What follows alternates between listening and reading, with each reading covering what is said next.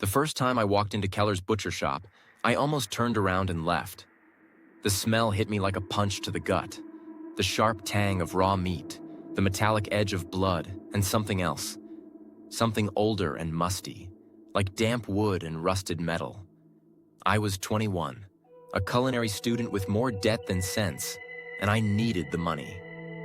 That's how I found myself standing there on a Tuesday morning in June, trying not to breathe through my nose while Mr. Keller eyed me from behind the counter. "You here for the job?" he asked, his voice rough as the grinding machinery that rumbled behind him. He was an old man with a wiry frame and fingers that looked like they'd been nicked and scarred by decades of sharp blades. His eyes were sharp, though, bright blue and uncomfortably attentive. I nodded, trying to smile, but I must have looked nervous because he gave a snort of amusement and waved me in. The shop was empty except for the two of us. It was an old place, one of those family-owned businesses that had been around forever, the kind with a bell over the door and wooden counters worn smooth by years of use. Once the customers left, the place had this strange, echoing silence. It wasn't peaceful, more like the calm right before a storm, the kind that made your skin prickle. Mr. Keller gave me the tour, the front counter, the display case with rows of sausages, chops, and cuts of beef, the ancient grinder that hummed like it had a mind of its own. And then there was the back room. The door stuck, and every time I had to lean my weight into it to shove it open. Behind that door was where the real work happened. The heavy butcher's block stained dark, hooks hanging from the ceiling, and the cleavers. There were so many cleavers, each one lined up on a wooden rack, each blade with its own story. "This here," Mr. Keller said, lifting a cleaver from the middle of the rack, "was from my grandfather, cut through bone like butter." He moved down the line, pointing each one out. "This one came from Germany back in the 50s. This one, used by my old partner before he retired." He paused at the last one, a heavy, rust-streaked cleaver with a dark wooden handle. His expression changed, his eyes narrowing. "This one," he said, voice dropping, "you never touch. Understand?" I nodded, the weight of his stare making me uneasy. The cleaver looked ancient, its edge dull, the handle worn and cracked. There was something about it, the way he looked at it, almost reverent, almost fearful. I didn't ask questions. I figured everyone had their quirks, and if Mr. Keller wanted to be weird about an old knife, that was his business. Over the next few weeks, I settled into a routine. The work was hard, messy, and repetitive, but I got used to it. I even got used to Mr. Keller's oddities, the way he'd spend hours sharpening his cleavers, the way he'd go quiet whenever someone asked about the one on the end. My only real ally was Jake, the delivery driver. He was in his late 40s with a beer belly and a habit of chewing gum like his life depended on it. He'd come by a few times a week, dropping off supplies, and he always had something to say about Keller. "You know," Jake said one afternoon, leaning against the counter while I restocked the sausage links, "Keller wasn't always the only butcher here. Used to have an apprentice, kid about your age, just up and disappeared one day." He shrugged like it was nothing, but there was a look in his eyes, something that made my stomach twist. "People say Keller's a bit off, but who knows, right?" I laughed it off, but the thought stuck with me. Keller was strange, sure, but dangerous. I wasn't sure what to think. Still, every time I had to push open that sticking door to the back room, I felt that same unease settle in my chest, like there was something just beyond the edge of what I could see. Something watching. One night, I was closing up. The shop was empty, the lights dimmed, and the only sound was the low hum of the cooler in the back. I was wiping down the counters when I heard it, the slow, rhythmic scrape of metal on stone. My heart skipped a beat. It was coming from the back room. I swallowed, my mouth suddenly dry, and pushed open the sticking door. The room was empty. The cleavers were all in their places, lined up neatly on the rack. But the sound continued. A slow, deliberate sharpening. My eyes went to the rust-streaked cleaver, the one Keller had warned me about. It was out of place, lying on the butcher block, a sharpening stone beside it. My breath caught in my throat. I hadn't touched it. I knew I hadn't. I stepped closer, the floorboards creaking under my weight. The air felt thick, heavy, and a chill ran down my spine. I reached out, my fingers hovering over the handle of the cleaver. I knew I shouldn't, but something compelled me. It was like an itch I couldn't scratch, a pull I couldn't resist. The moment my fingers brushed the wood, a cold shiver shot up my arm, and I heard a voice. Low, almost a whisper. Now you're part of the collection too. I spun around, my heart hammering in my chest, but the room was empty. The door was still half open, the shop beyond silent. I looked back at the cleaver, my hand trembling. It was just a knife. Just a stupid, old knife. But I couldn't shake the feeling that something had changed, that I'd crossed a line I shouldn't have. The next day, Keller was waiting for me when I came in. He didn't say anything, just watched as I hung up my coat and put on my apron. His eyes followed me, cold and calculating. When I finally met his gaze, he gave a small, tight smile. "You touched it, didn't you?"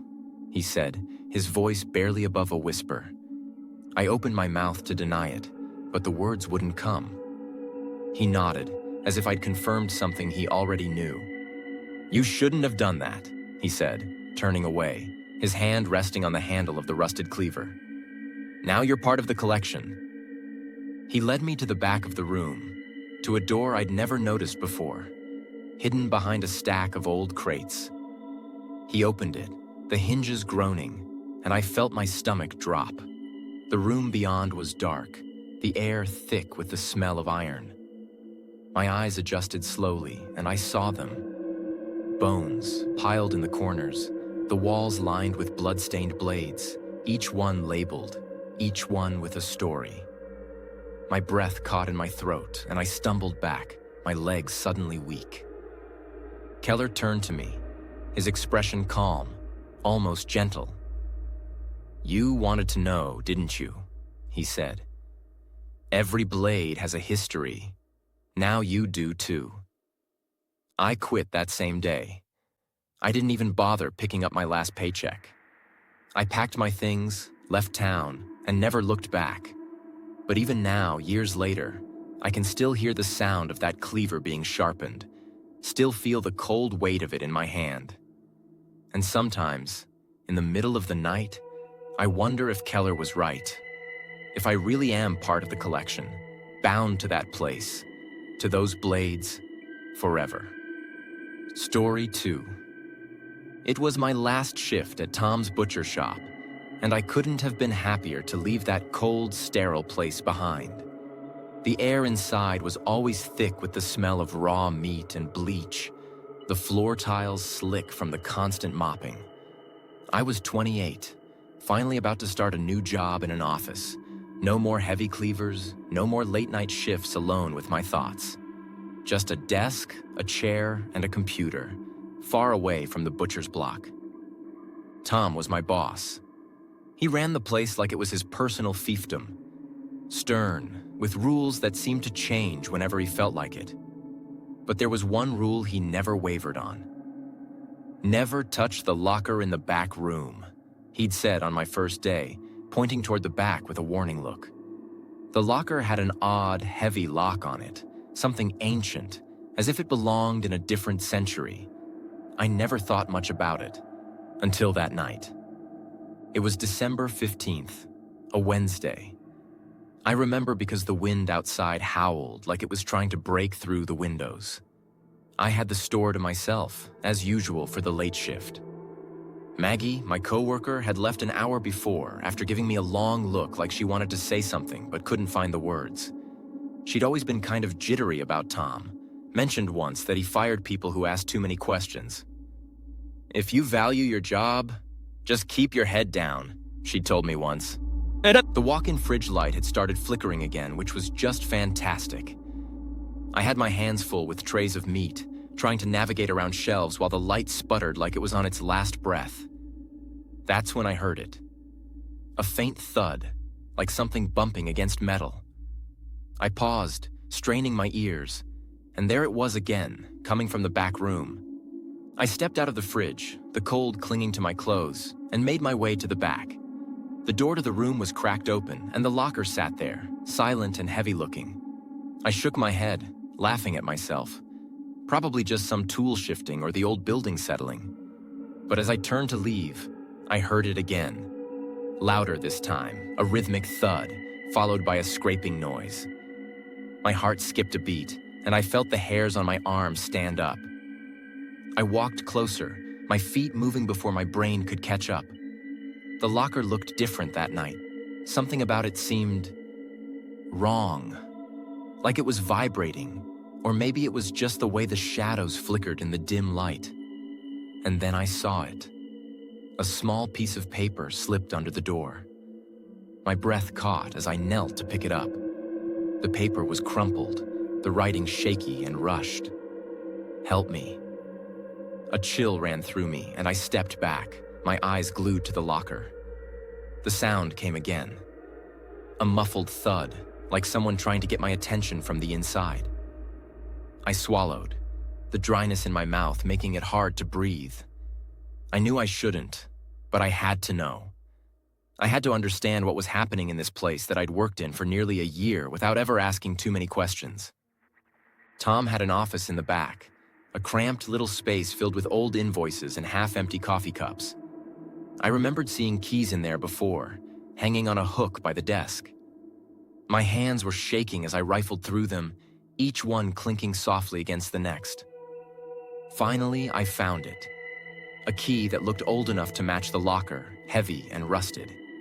I returned to the back room, my heart pounding in my ears. I hesitated for a second, the key cold in my hand, before sliding it into the lock. It clicked open with a metallic groan that seemed to echo far too loudly in the empty shop. I pulled the door open, and the stench hit me. Sweat, decay, something foul that made me gag. Inside, hunched and barely alive, was a man. His face was pale, gaunt, his eyes sunken and glassy. Chains wrapped around his wrists and ankles, binding him to the inside of the locker. He looked up at me, his lips cracked, and whispered, "You're not the first." His voice was barely audible, raspy, like he hadn't spoken in days. My blood ran cold as his words sank in. Not the first. I stumbled backward, my mind reeling, but before I could react, I heard it, the unmistakable sound of footsteps approaching from the front of the store. Tom's voice humming a tune, casual and unhurried. Panic surged through me. I looked at the man in the locker, his eyes filled with a desperate plea, and then back at the door. There was no time to think. I pushed the locker door closed as quietly as I could, turning the key until it clicked back into place. I shoved the note into my pocket, my heart hammering so loudly I was sure Tom would hear it. I turned just as Tom stepped into the back room, his eyes narrowing when he saw me standing there. "Everything all right?" he asked, his voice calm, but there was something behind his eyes, something dark, something that made my skin crawl. I forced a smile, nodding. "Yeah, just heard a noise.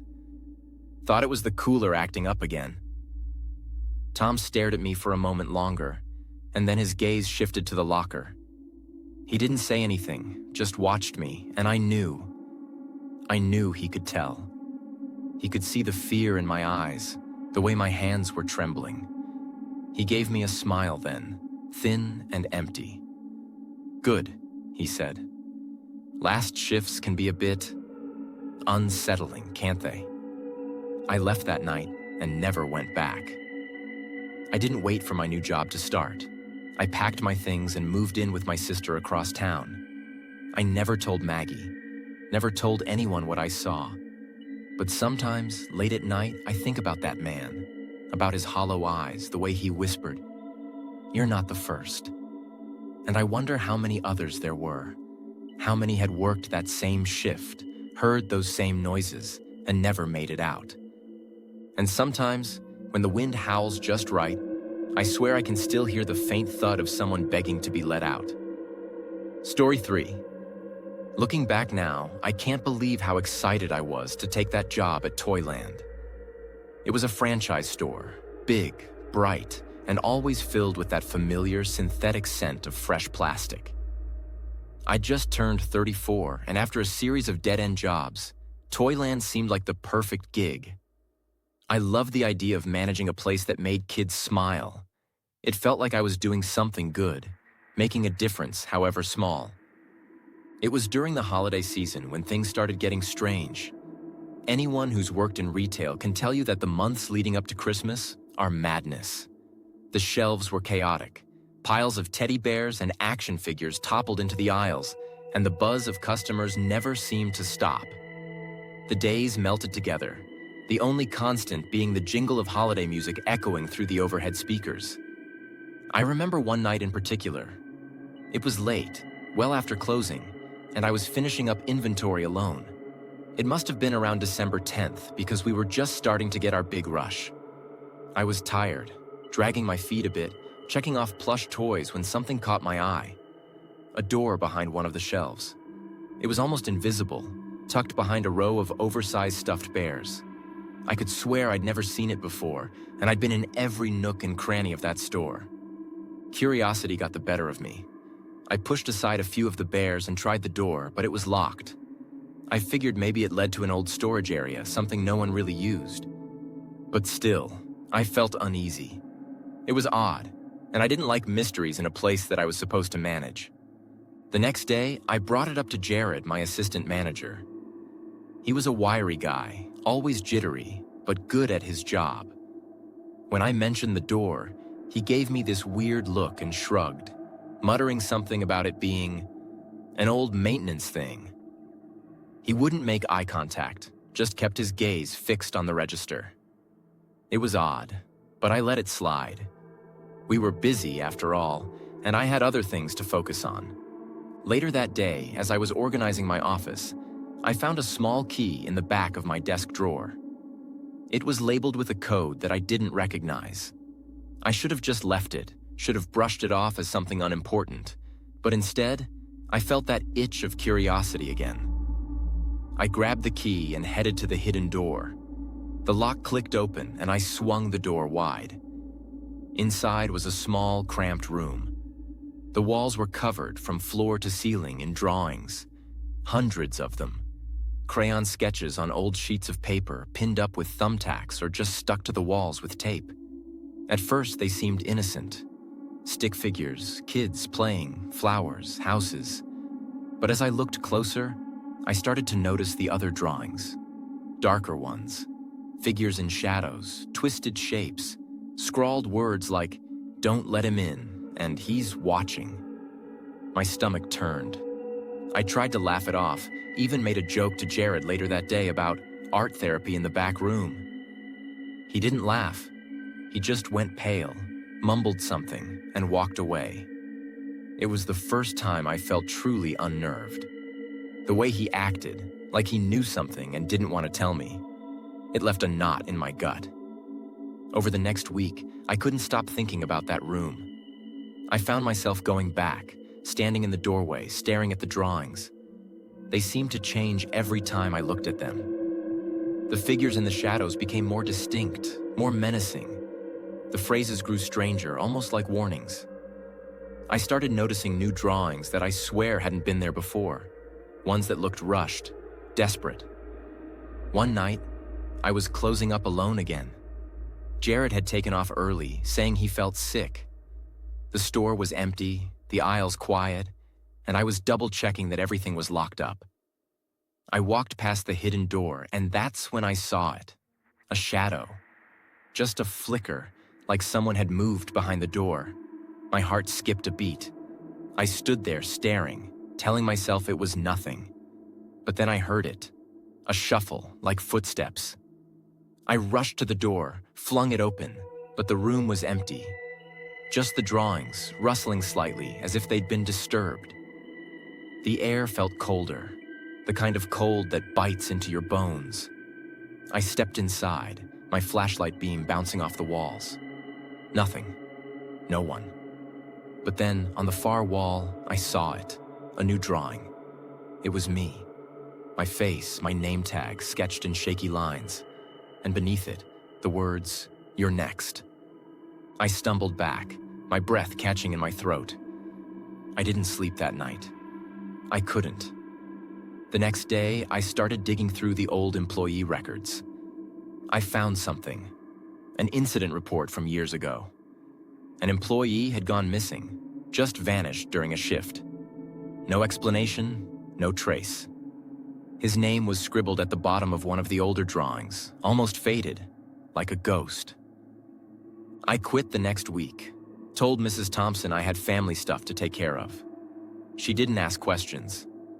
I think she knew, in that unspoken way people sometimes do. I left that store behind, but I still think about it. About the drawings, about Jared's pale face, about that figure I saw just for a second. Sometimes, late at night, I wonder if someone else has found that room. If they've seen the drawings.